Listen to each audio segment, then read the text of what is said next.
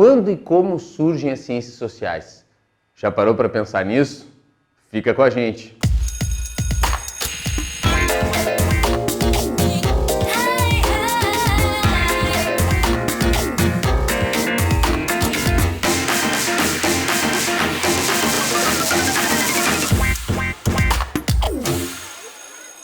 Vamos começar falando da polêmica obra de Karl Marx, mas de um ponto de vista pouco debatido. Marx teria criado o que hoje a gente chama de ciências humanas.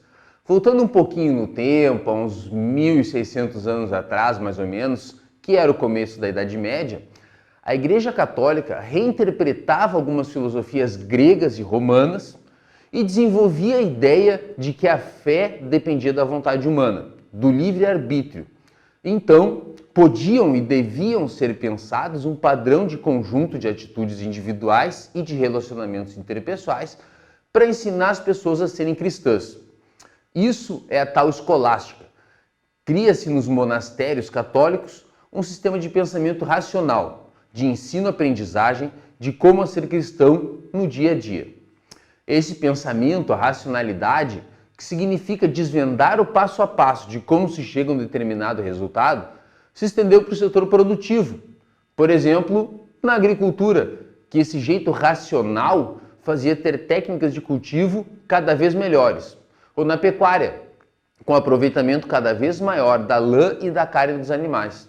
E foi assim também na organização das finanças e dos exércitos europeus. Foi o que possibilitou significativas conquistas territoriais sobre os seus concorrentes do Oriente, principalmente a China, a Índia e o Império Turco-Otomano. E também foi isso que foi o vetor do crescimento do comércio interno e externo na Europa. Só que esse desenvolvimento todo não se deu sem grandes conflitos internos, né? Por volta de 1500, teve ainda a invenção da imprensa, que revolucionava o sistema de reprodução e difusão de informações. Antes era tudo escrito à mão. O poder dos reis e da classe comerciante, então, crescia e o poder da Igreja Católica diminuía. E foi assim que surgiu o movimento humanista no renascentismo italiano, que pegava a filosofia racional católica e repensava ela sem a presença de Deus. Os mosteiros, com a escolástica e instituições do pensamento católico, se transformavam nas universidades. Era o começo da Idade Moderna e o fim da Idade Média. E com ela surgia também a ciência. Foi essa a base do pensamento iluminista francês do século XVIII. E até o século XIX, os dois grandes continentes científicos eram a matemática e a física. A biologia e a química eram regiões do continente física, do continente científico física. O século XIX foi um século de grandes agitações sociais, revoltas contra as máquinas, movimentos anarquistas e surgimento do movimento operário.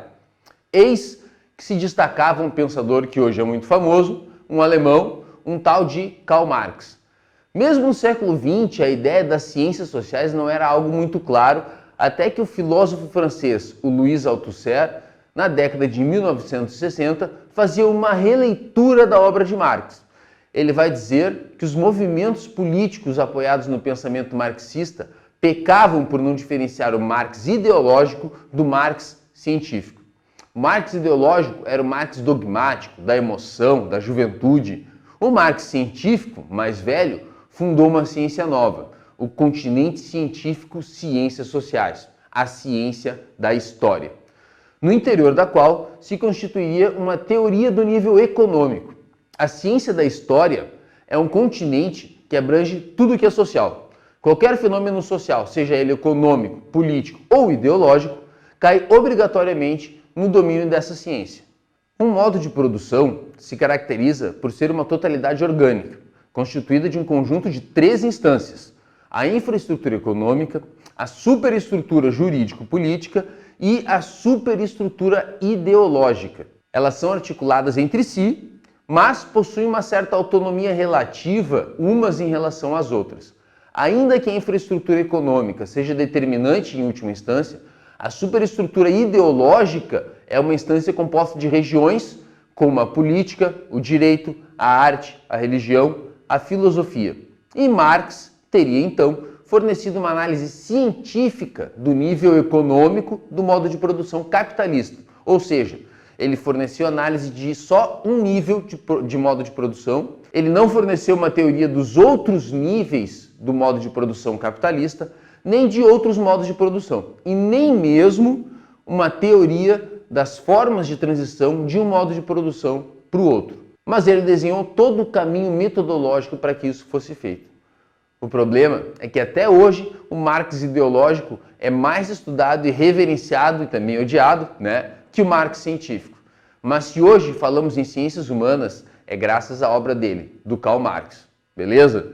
Se tu gostou desse post, curte a página, compartilha, dá joinha. Se tem dúvidas ou quer deixar elogios ou críticas, por favor, escreve nos comentários aí embaixo, que a gente vai responder, ok? Fala, Garcês, tamo junto aí, até a próxima.